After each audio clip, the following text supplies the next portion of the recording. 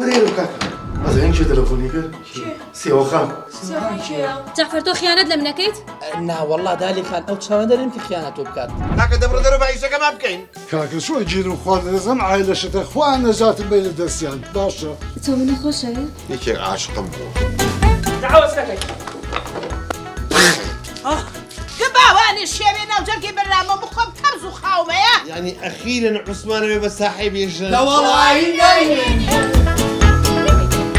ماوەیەکە هەستەکەم مەهایەتر شتێک لە بینتانایەتر نازانم پێچ و پێناشی پێمەکەڕات پێم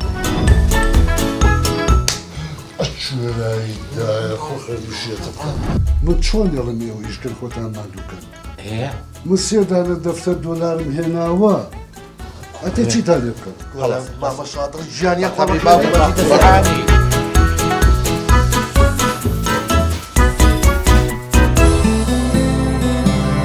درامایی ماڵی عوسمان دووشەممە کاتژمێر 9 شەو